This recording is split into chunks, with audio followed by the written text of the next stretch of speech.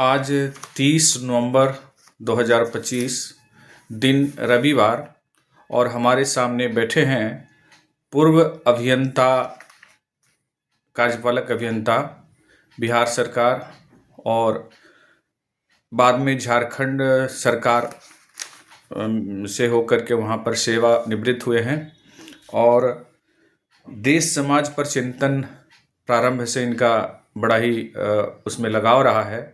आज मैं इनसे कुछ सवालात करना चाहूँगा। पहले आप ये बताएं कि आपकी उम्र अभी लगभग कितनी होगी? 80 वर्ष ज़्यादा। क्या याद करते हैं, जन्म लगभग किस साल हुआ या किससे जोड़ते हैं कि उससे तो पता नहीं है ठीक से, लेकिन जन्म तिथि के अनुसार 80 जल्द ही दिसंबर में पूरा हो जाएगा।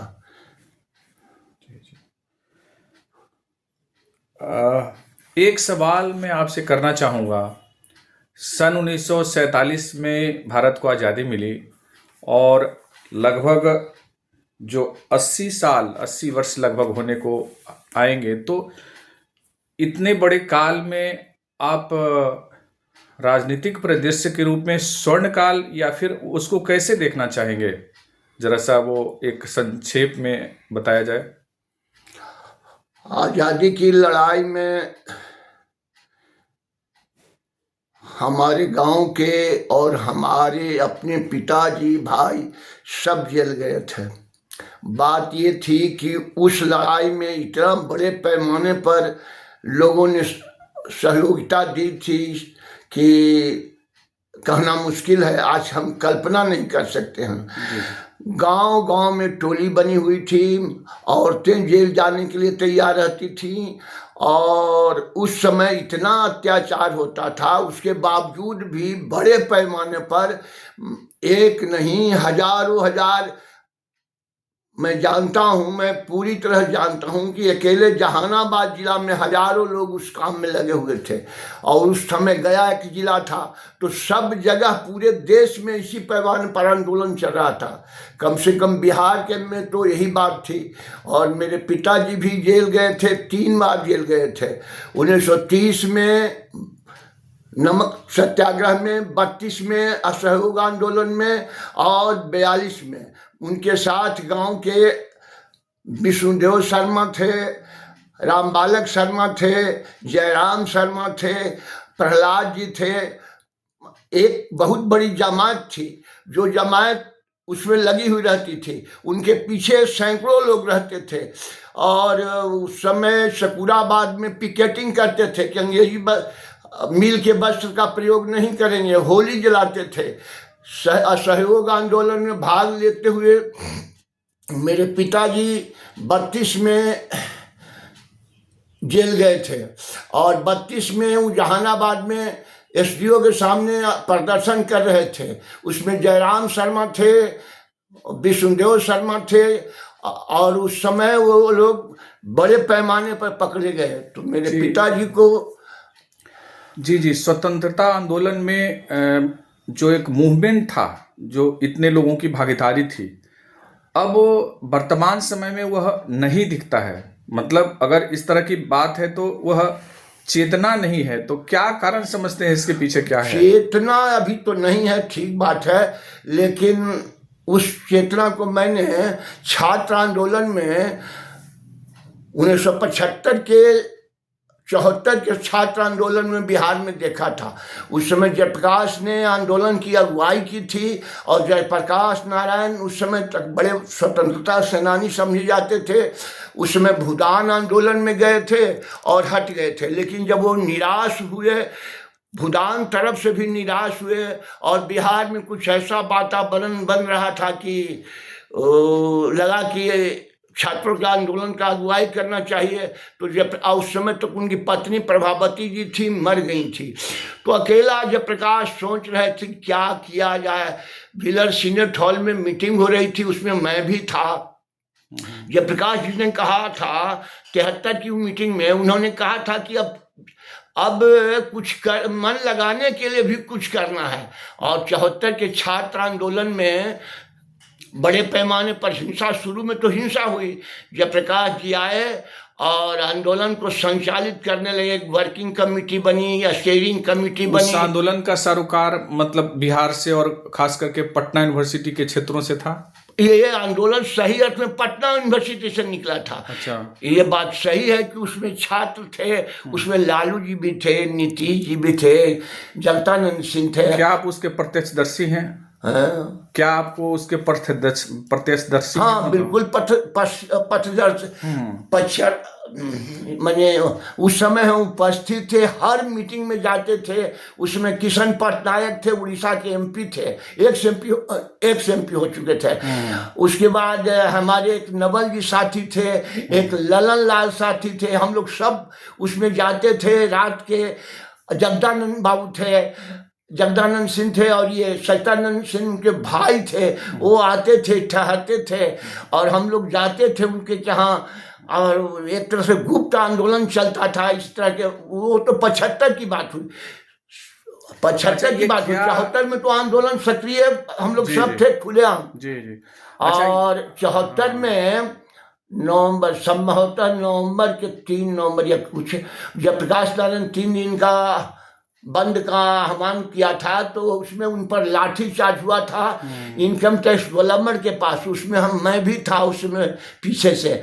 और नानाजी देशमुख थे, श्यामनंदन मिश्र थे, और एक थे सहकारिता मिनिस्टर बने थे, मौलाना साहब थे।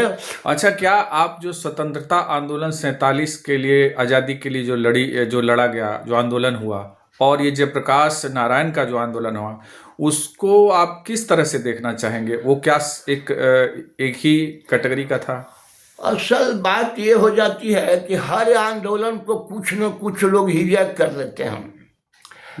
इस आंदोलन, छात्र आंदोलन को भी हमने देखा कि कई लोगों ने हिजैक कर लिया और टिकट पा गए, मंत्री बन गए, और फिर तो उन्होंने परिवारवाद खूब जोर से चलाया। उसमें ऐसे तो बहुत लोग थे, शिवानंद तिवारी बेचारे थे, ये जगदानंद, सत्ताबाबू तो रहते थे हमेशा सक्रिय, शिवानंद तिवारी थे, नरेंद्र सिंह थे, रामजतन जी भी कम बेसी थे, जगदीश शर्मा थे, ये सब, बाल मुकुंद शर्मा था, बेचारा 1.5 बरस जेल में रहा बंद इमरजेंसी में। बहुत लोग थे, इधर पटने में भी सब सक्रिय थे। अच्छा, ये मतलब ऐसा लगता है कि मान लिया स्वतंत्रता आंदोलन के समय या 75 का जो आंदोलन, क्या लगता है कि इस तरह का कोई आंदोलन अब इसकी संभावना कोई दिखती है आगे? अभी दूर दूर तक संभावना नहीं दिखती है। उसका कारण है, एक तो जो स्थिति थी इंदिरा जी 75 में, 74 में बांग्लादेश बनने के बाद 71 के चुनाव हुआ, 71 में बंटवारा हुआ, उसके बाद 72 में चुनाव हुआ। 72 के चुनाव में इंदिरा जी एक तरह से उसके बाद डिक्टेटर बन गई और कुछ सुनने के लिए तैयार नहीं थी।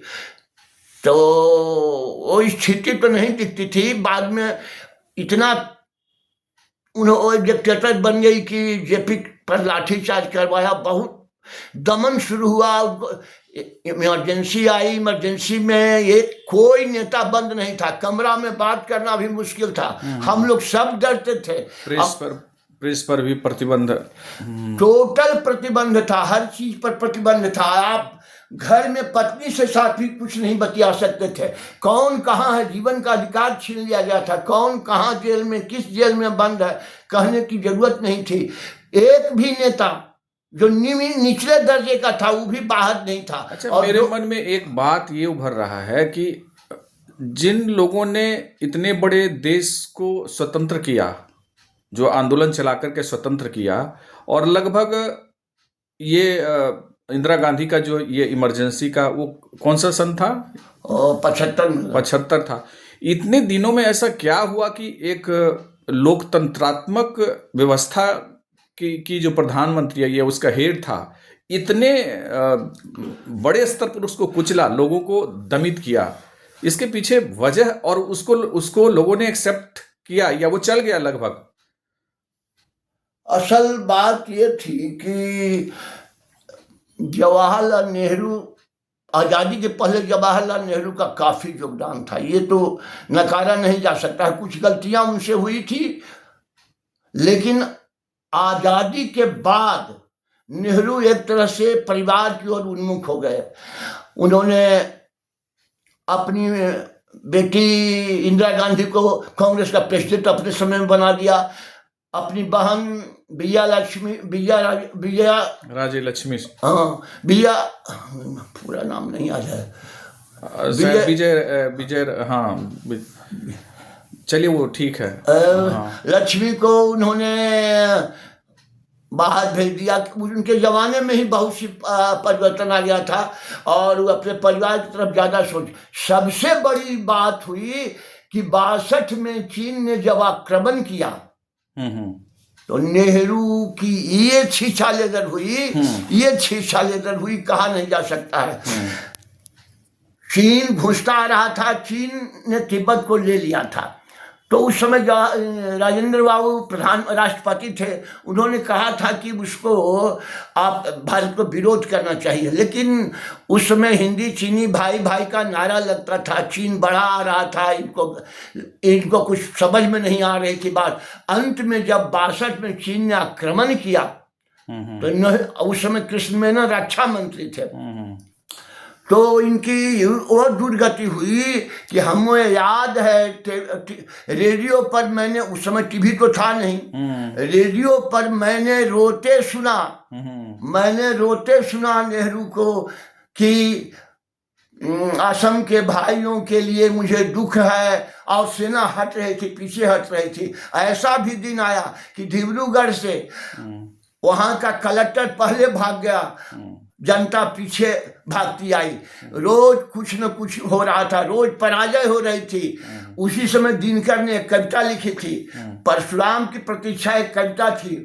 तो उसमें उन्होंने कहा था, इतना छीछा, उन्होंने कहा था कि याद करो जेपी को, विनोबा को प्रणाम दो, तब कहो लोहिया महान है, एक ही अकेला वीर सीना रहा तान है। जनसंघ भारतीय शुद्ध हैं, इसीलिए महावीर होते अति क्रुद्ध हैं। फिर जरा राजा जी का नाम हो, राजगोपालाचारी का, उनको नामे दे क्या विदा करो, फिर जरा राजा जी का नाम हो, याद करो जेपी को, विनोबा को प्रणाम दो। और उस समय नेहरू, ये किसका था, ये किसने? दिनकर जी के है, प्रतीक्षा के, एनआरकी कविता है।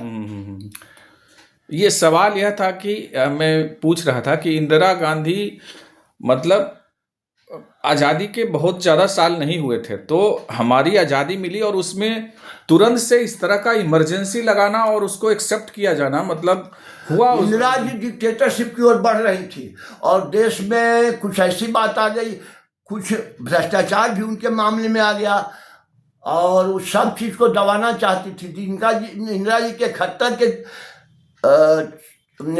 के विजय के बाद, बांग्लादेश गठन के बाद इनमें इतनी जरूरियत आ गई थी कि इनको लगा कि, और उनके अध्यक्ष थे देवराज बरुआ कांग्रेस के, वो कहते थे Indira is India, India is Indira, वो कहना जब शुरू किए तो जब प्रकाश ने इसका विरोध, लोगों ने विरोध किया, हर जगह विरोध हुआ, तो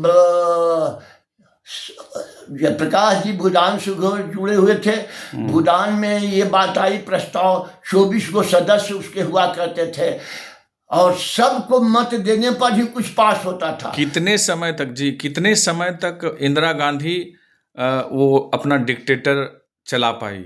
आपको क्या लगता है? डिक्टेटर नहीं चली, बाहर इमरजेंसी चली। इमरजेंसी कितने साल तक वो चल पाया? इमरजेंसी 1.5 साल चली। वो 75 के जून में लगा, करीब 24 वही। उस इमरजेंसी की अवधि को आप कैसे देखते हैं, क्या कहना चाहेंगे? उस समय इतना खतरनाक दिन था कि डर लगता था, बोलने में डर लगता था, हमारे जैसे लोगों को चलना मुश्किल था, कोई न कोई भेज जाता था। खास करके एक आध साथी ऐसे थे जो कम्युनिस्ट सीपीआई से जुड़े हुए थे, उस समय उन्हीं के साथ थे और बार बार प्रभोग करते थे कि पकड़वावे, इनको जेल में भेजवावे। तो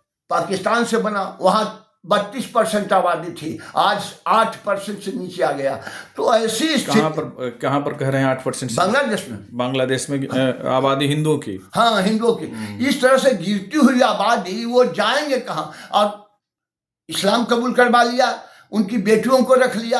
तो ये अत्याचार इतिहास को देखना ही पड़ेगा। इतिहास के आधार पर बंटवारा हुआ। कहा गया कि 2 नेशन थ्योरी, भारत 2 राष्ट्र है, दोनों की संस्कृति एक है, दोनों के रहन सहन एक है, दोनों अलग है, दोनों के खान पान अलग है, दोनों के व्यवहार अलग है, दोनों के संस्कार अलग है, दोनों के तीर्थ स्थान अलग है। हम साथ नहीं रह सकते हैं। यद्यपि कि जिन्ना पहले बंटवारा के समर्थक नहीं थे। 1921 के खिलाफत आंदोलन में गांधी का उन्होंने विरोध किया था कि इससे सांप्रदायिकता बढ़ेगी, लेकिन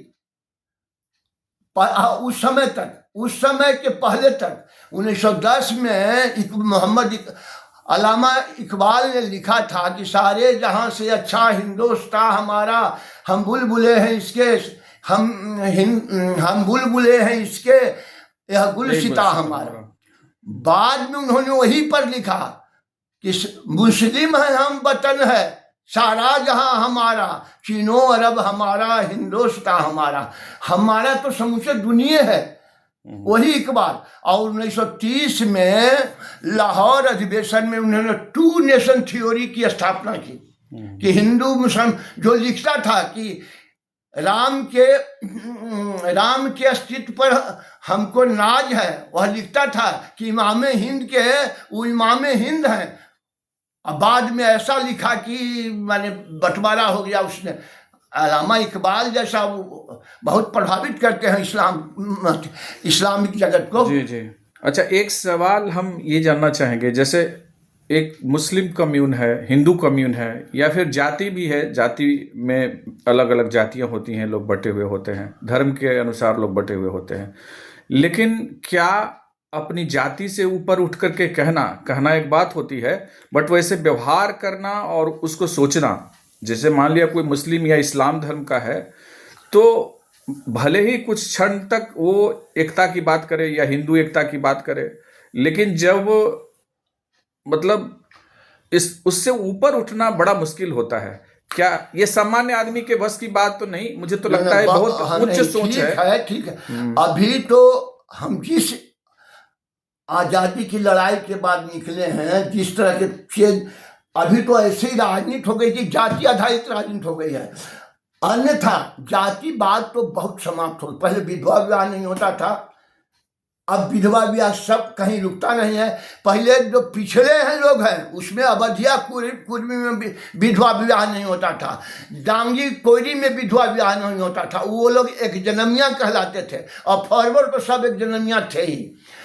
अब वो गर्व करते थे, वो सब मिट गया। दूसरी बात, रोज अंतरजातीय विवाह अब आम हो गई है। पहले एक वो कहीं होता था तो खाना पीना बंद, झटकटी हो जाता था, वो दोगला तैयार हो जाता था। आज तो एकदम सामान्य सी बात हो गई है। न कोई रोकता है, न कोई खाने से रोकता है, न परहेज से रोकता है।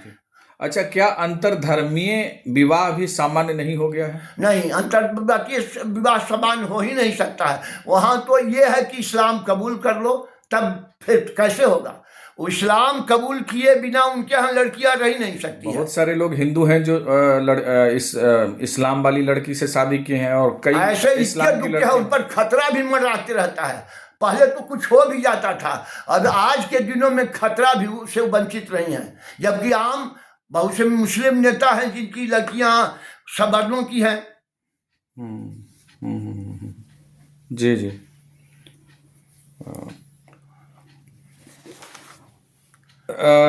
आपका देश समाज का चिंतन रहा है।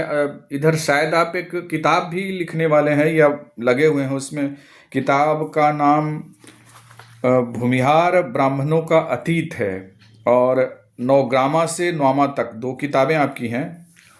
तो पहली किताब का जो हेडिंग मुझे दिख रहा है, वो सिर्फ एक जाति ही से शुरू हुआ है, भूमिहार ब्राह्मणों का।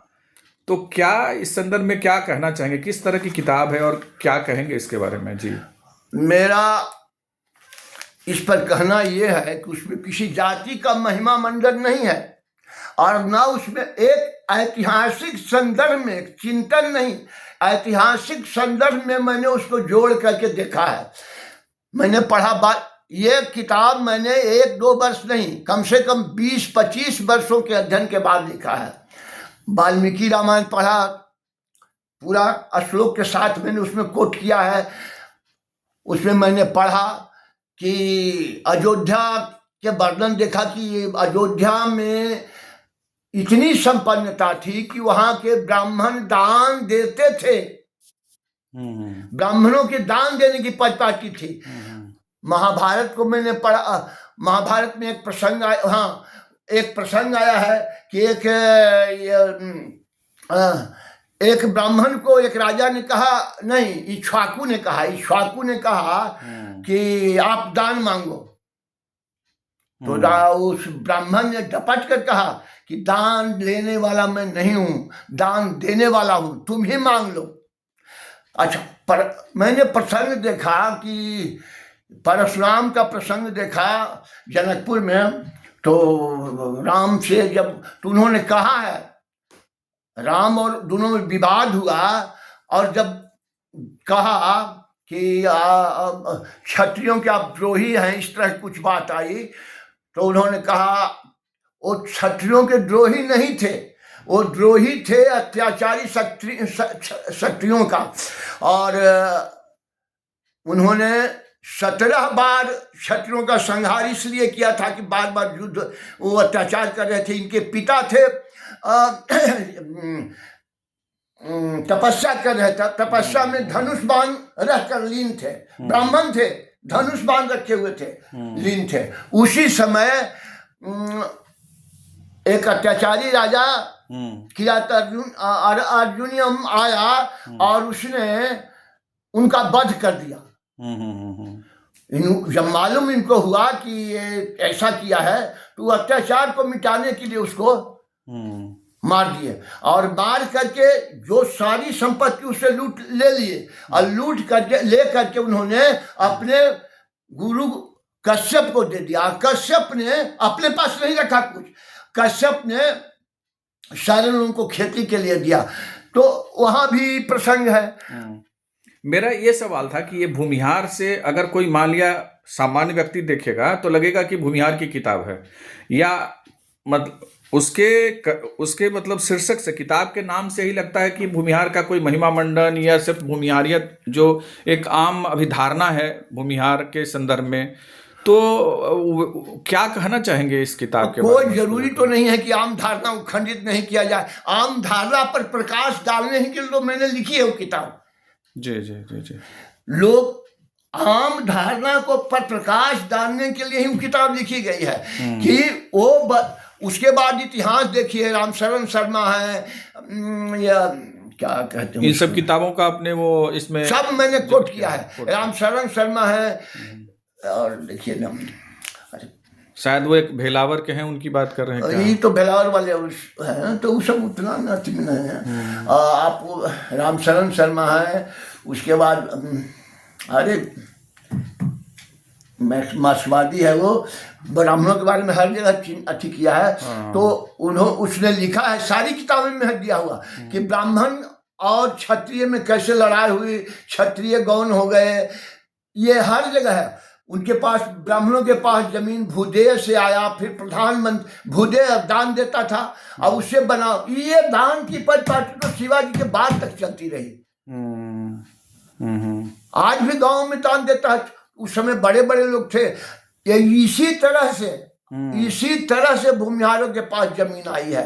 आज जो जनगणना हुई है, जनगणना में दिखलाया गया है कि भूमिहारों की आबादी 3% से नीचे है, जमीन है 39%। राजपूतों की आबादी 3.5 के लगभग है, जमीन है उनके पास 19%, आधा से भी कम। और जमीन इनके पास है, ब्राह्मणों के पास मान सो कॉल्ड, जैसे कानकुब्ज है, मैथिल है, और दूसरे लोगों के पास तो कम जमीन, शाश्वत है। उनके पास जमीन है 16%। आबादी है 3.5 पौने 4 के लगभग में।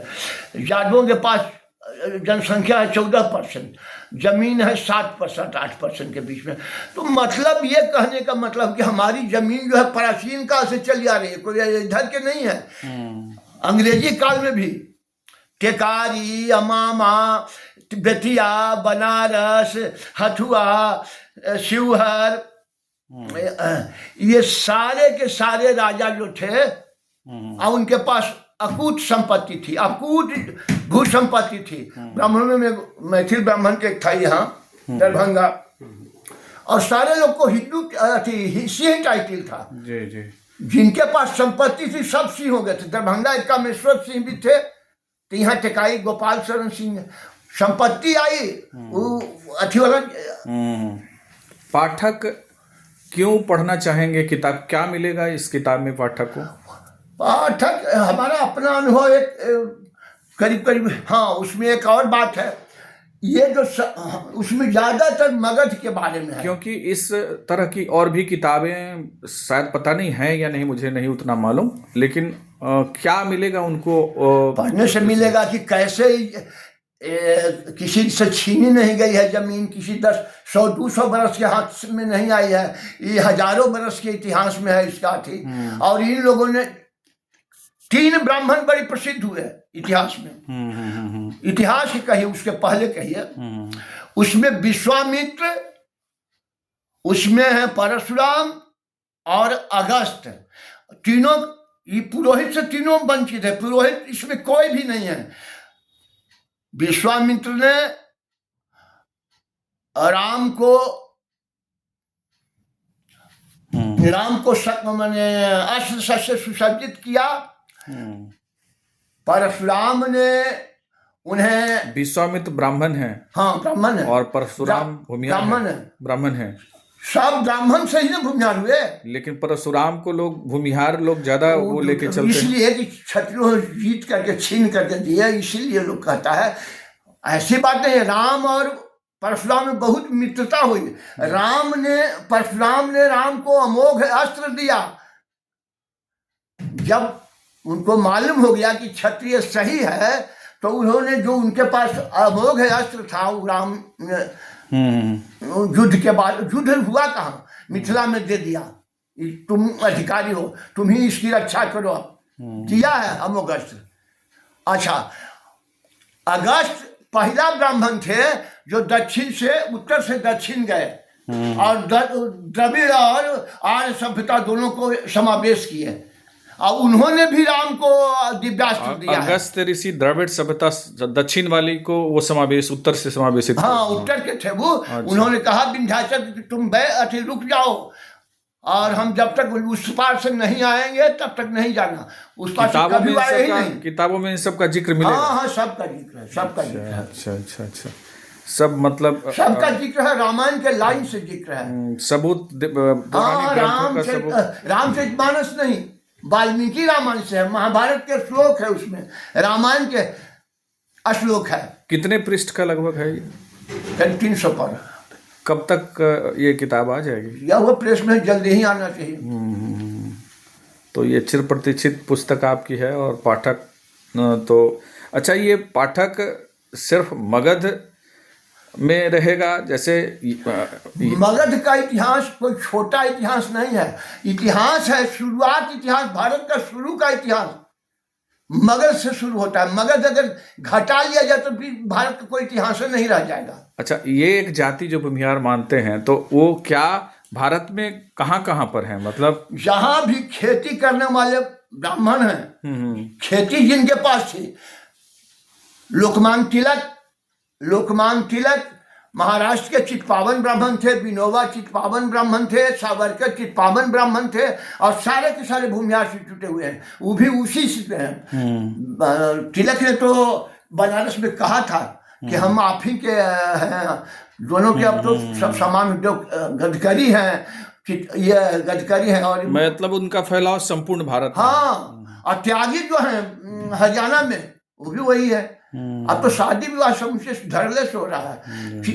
तो ये सब पुस्तक में मिलेगा, ये सब का जिक्र भी मिलेगा? सब में मिलेगा। तब तो ये बहुत मुझे लगता है कि चितपावन आपके गडकरी सब जानते हैं, सब आपसी संबंध होता है। तो एक संदर्भ पुस्तक के रूप अब में सब ये खेतिहर हैं, सब खेती वाले हैं। आगे प्रयोग होगा। नमरुद्री है दक्षिण में,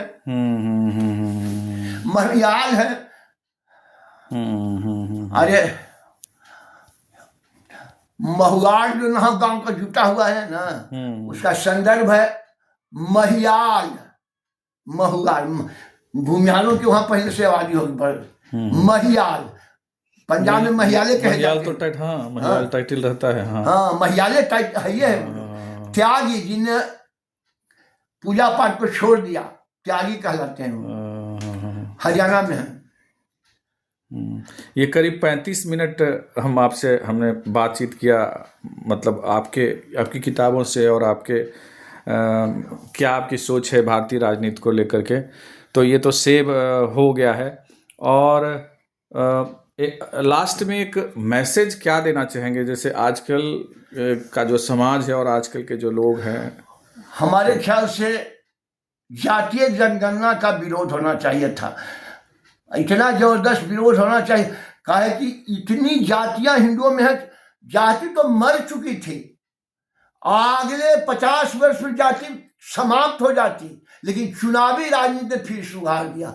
अन्यथा जिसकी अपनी जाति का पता नहीं है, राहुल गांधी जैसा आदमी कोई जाति बैठाने से हम भूमिहार में पैदा लिए हैं, भूमिहारे कहला रहे हैं, तो उनको कौन जाति के माना जाए अपने?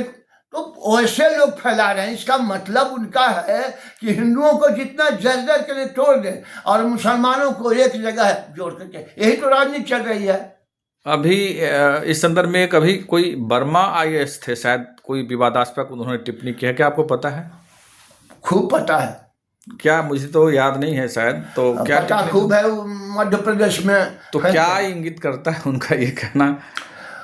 नहीं, इंगित नहीं करता है। राजनीति में बाहर भी भीतर भी जातीय आधार से लाभ ले रहे हैं लोग।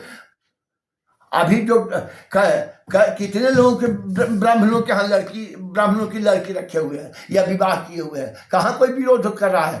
कहाँ कोई जानता है? राजनीति में एगो दुगो है। अच्छा, ये भी तो है कि मतलब लड़की को देना और लेना अभी भी उन IAS महोदय के मन में तो लड़कियां दिया है, ब्राह्मण की लड़की है दी गई। लेकिन वो तो इसको एक स्टेटस तो मान रहे हैं ना, मतलब लड़की को एक वस्तु के, वो IAS की जो टिप्पणी इतना उनकी है, सुविधा भोगी हो गए हैं, इतना पा लिए हैं कि उनको मन कर रहा है कि अब उसको हम क्या कहें, द्वेष फैला करके ही राजनीति करना चाहते हैं, बने रहना चाहते हैं। आपको क्या? अन्यथा एक बात है, आरक्षण ठीक है आरक्षण, कितने मुसलमानों को आरक्षण मिला है। हमारे समय, हमारे गांव में सैकड़ों घर मुसलमान हैं। हमसे पहले एक मुसलमान मैट्रिक पास किया था, उसके बाद 60-70 वर्षों में एक भी मुसलमान मैट्रिक नहीं पास कर सका, एक भी मुसलमान नौकरी में नहीं है।